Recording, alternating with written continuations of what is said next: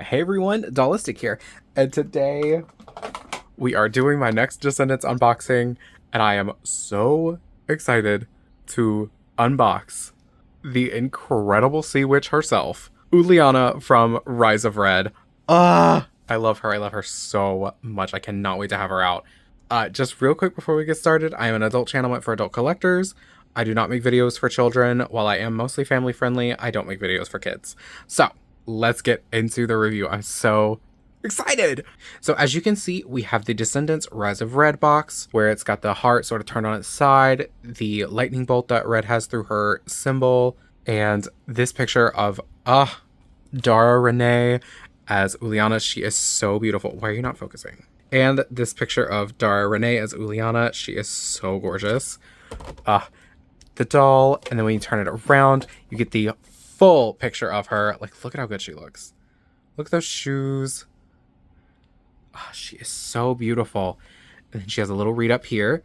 Teen sea witch with a mean girl streak. Love. And let's get her out.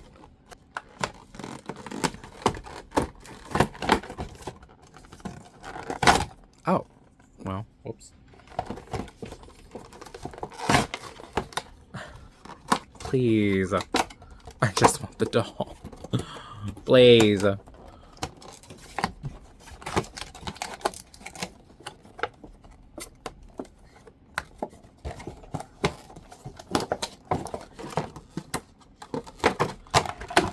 we go. Oh my gosh. She is so cool looking. Let's free her from the plastic.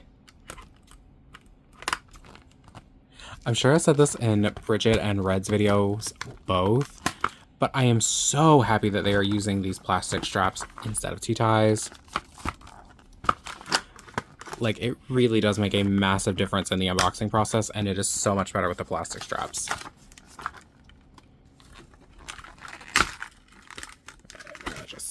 There we go. All right, and she is out and free from her packaging. I'm borrowing a stand from an OMG Fierce doll. These Descendants dolls do not come with stands. That's very important to know. But they fit on most doll stands. Usually I use the clear ones that I get from AliExpress, but I've run out of those. So she's going to be borrowing this Fierce stand for just a little while. And now that she's out, let's get into her. All right, and starting with her hair like we always do, she has the exact same hair fiber as the Little Mermaid locks from the live action Ariel dolls, or if you've got Venus from Monster High, it's the same fiber. It's this yarn. I'm pretty sure it's yarn. Correct me if I'm wrong. And her yarn is in all these gorgeous shades of blue. There's like a teal, a true blue, a green, a yellow. It's very pretty. The rooting seems to be a little thin, like here at the front. I don't know about that. But it's also not accurate to the movie. So as you saw in the picture, she sort of has all of these like swirls made out of her locks on top of her head. And I've seen people restyle her hair to look like that. So I think it'll be better if you like put more work into making it look better. But she has quite a bit of this hair fiber. It's just rooted sort of strange here at the front. And the plugs are just kind of far apart. Like you can see the scalp and it's not painted, which is really unfortunate. I really love that they're doing yarn for locks. It's great. And she also has painted on edges in a blue that mostly matches the teal in her hair, with white and blue dots accenting her edges. They're probably meant to look like pearls. I think that's what they are on Uliana herself, so that would make sense if they were pearls. And now onto her face. Her makeup is really neat. She's got two different shades of blue for eyeshadow, and then a shimmer that goes up to her brown eyebrows. I like the eyebrow shape. I like the eye shape. And then she has a smirk with a sort of berry colored lip. I know people are tired of the like Mattel smirk, but I kind of like it. I think it fits Uliana pretty well. She's a very snarky character, and I think it works. I will say I don't think the painting is matching up with the lip mold though. Like you can see that they are underpainted on both top and bottom, or they are just misaligned. I can't super tell. I imagine it's a little bit of both though. Mattel doesn't always do great with making the lip paint match the lip mold. But her face is so cool. I love this doll. And for her top, she has on a green jacket with some blue panels with yellow and blue stripes at the shoulder and at the wrists. And then an eel design up one sleeve. There's some eels. It is purely printed on. There is no, like, there's no added detailing to the coat. And it's sort of made out of that really terrible doll material that we all hate, that, like, sort of papery, plasticky material. So, not a super fan of that, although the printing looks nice. Like, everything is very clear and crisp. So, not terribly mad about it. And then on the same sleeve that has the eel going up the arm, there's also this really cool eel arm cuff that she has. I think it's very fun. Like, this definitely makes up for the lack of physical detail on the coat. This is such a cool, specific piece, and you know it's not like a reused thing because it is an eel. I actually thought it was a snake at first and they had reused it from Monster High, but no, it's like a special thing. It's so cool. And now let's take off the coat so we can see underneath, and we'll see how easy it is to take off the coat. It should be super easy because these sleeves are not, like, form-fitted. Oh. Oh! How did I miss that? The sleeves are attached to the shirt, not the coat. Okay, that was crazy. My bad, y'all. So the sleeves are attached to the shirt, not the coat. But the actual body of the shirt is made out of this really cool, like, scaly fabric in a purple color, and it has a really cool shine to it. Like, look at that. That's great. And then it has these cool, like, asymmetric cutouts going from the neck down to the right shoulder.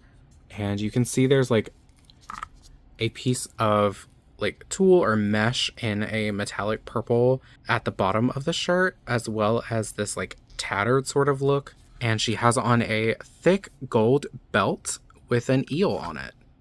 I love all the referencing to the eels. I want to see underneath this belt. I want to see how, like, the shirt is attached. Oh my gosh, this is on well. Okay. Yeah, that doesn't look bad. I like that they used the belt to hide the seam, but, like, that's not bad. Again, it's a... And the, like, fringy part at the bottom is a printed fabric. It kind of looks like shingles. But I know it's, like, fabric scraps overlaid. But, like, that's cool. Okay, I'll put the belt back on later. And now down to the pants. She has on high-waisted, vertically striped pants that flare at the bottom. Right at, like, the mid-calf. The vertical striping on the pants are kind of different. It's really neat. There's, like, purple, multiple shades of blue, this sort of, like, green aquatic-looking one. All the blue has sort of, like, a watery feel. And it's very nice. The patterning does continue onto the back. Now, again, this is just a printed fabric. And it is still the kind of shitty fabric from the coat. Although this feels softer for some reason. I'm not really sure why. It does feel a little less, like, scratchy and stiff. But yeah, it's still not... It's not great. Like, some of the other printed on fabrics... Some of the other printed on clothing pieces that the Descendants 4 dolls have had so far have not been this quality, so I'm kind of sad that Uliana was the one that got it, but I'm curious if that's because they had to spend so much of the budget on the hair. We actually learned from Venus's designer from Monster High G3 that doing the yarn hair is, like, way more expensive than regular hair, but they wanted to get it accurate, so they put so much of the budget into doing the hair correctly. So I'm not mad about this. I appreciate that we're still getting, like, layers and molded pieces and a good face up while we're getting good hair. So I'm happy about that. I think we as doll collectors really need to, like, pick our battles a little bit better and be realistic about what we want. Like, we can want the moon. I criticize my favorite brands all the time for things that they do wrong, quality control issues, just quality issues. But I also do try to stay realistic about what we're going to get from certain companies at certain price points. So you sort of have to walk that line of you should definitely be allowed to criticize the things you love and want them to be better, but also be realistic about what you're going to get for that company for that price point. So just important things to keep in mind. And then her shoes are these amazing above the ankle boots. They are, like, platform. They almost look like demonias, but they're shorter. They are so cool. I know in the movie they're black with purple accenting, but here they are completely purple and there are no painted details, which is a little bit sad because the detailing is really cool. Like, the buckles are very nicely molded. Like, everything on here is great. There's not any sort of texturing going on, but I don't mind that. I think this is just a good, solid shoe, and it would be pretty simple to paint if you wanted to. Like, if you felt compelled, you could definitely easily paint this and make it look like it was from the movie. And just like with Red and Bridget, Uliana comes with one extra accessory, and it is her voice-stealing shell necklace in a iridescent purple. I like the molding on this as well. Like, the shell is nice. I like all these, like, kind of pearl details on here, and I want to see how it looks on her. I like that what they gave her was something she could wear. Oh my god, I had it upside down. Pretend you didn't see that. I'm not editing it out because that's silly. Like, I mean, it's not silly to edit it out. It's silly to, like, that I did that at all. It's definitely going to need to be rubber banded down if you want to keep it on her. But it fits nicely, even with the clothes on. So, very happy about that. And like the other Descendants 4 dolls that we've gone over so far, she does have the, what I consider a standard 11 points of articulation. She's got head, shoulder, elbow, wrist, hip, and knee. And just like the other Descendants dolls, the shoulder is decent. The elbow is not great. The wrist is fine going in, but oh, she has a bracelet. Oh, cute. She has on a little blue bracelet. It was completely hidden by the sleeve. Is there anything over here? No. Okay. And the knee hits almost a 90. So decent articulation for $25 from Mattel. Like, I'll take what I can get. Oh, that necklace fell, didn't it?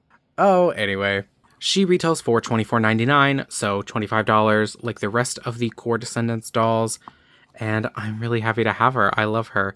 Now, the quality level of the fabric is not great, but I did kind of know that going in. Like, you can see that it's not great quality fabric just from looking at it. You can see it's that cheap plasticky printed on satin. And with this hair fiber, that's kind of to be expected. So it is what it is. I like this doll. I'm so glad to have Uliana. I can't wait to get the rest of the signature dolls. I still have to get Ella, Uma. Oh, I think that's it. I think it's just Ella and Uma I have left, as well as like all the deluxe dolls, because I will be getting all of them. But yeah, thank you so much for watching. I hope you enjoyed. Let me know down below what you thought. Please like, comment, subscribe. Do all the YouTube things or do none of them. Just happy you're interacting with my content whatsoever. But if you do, it helps out my channel and I will be in love with you. And we can go get some perfect revenge on people, because who doesn't want to do that? Hello? We have to find it. We have to find a painful, perfect punishment. Like, come on. I put out new videos every Monday and Friday for the most part, so I will see you in the next one. I hope you have a great day. Bye!